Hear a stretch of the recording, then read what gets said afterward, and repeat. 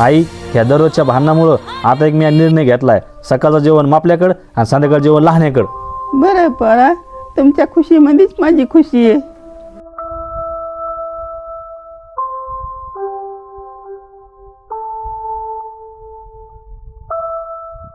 सुनबाई, मला लय भूक लागली, ताट वाढ ना. सासूबाई, आणि तुम्हाला तर लहान भैयाकडे जेवायचं आहे ना. ते कुठेतरी बाहेर गेलेलं आहे. असं कसं होईल? त्यांनी जिम्मेदारी घेतली, त्यांना करणंच आहे ना. सासूबाई, आम्ही जेवण केले तर डब्यामध्ये शिळी भाकर असन, खाऊन घ्या.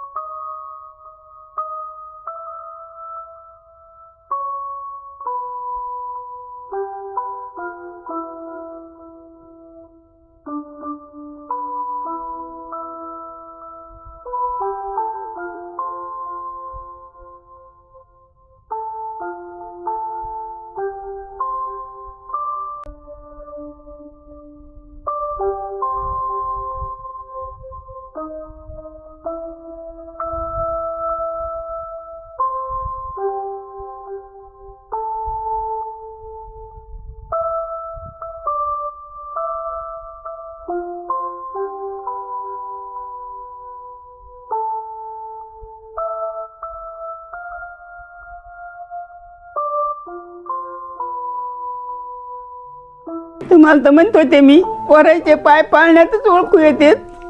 तुम्ही गेल्याच्या नंतर मयर कशी पाळी आली.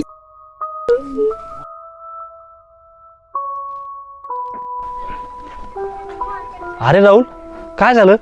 काय झालं काय माहिती? मी वेळेचा दररोज वाजतो, आई दररोजच खोलेन नाही. अरे आई, एवढा उशीर काऊन लावला दररोज उघडाला? आणि काय करत होती तू? तू कुठे चालला? हे काय बोलायला लागली? हा, तुम्ही दोघं सकाळी या. सकाळी या. हे घर माझं आहे, मी एक ठरलंय. सकाळी तू, संध्याकाळी ठेव, मला सांभाळायचं.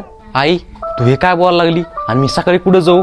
सासूबाई, असं थोडं होतं, सकाळी एकाचं घर आणि संध्याकाळी एकाचं घर. असं का सुनबाई?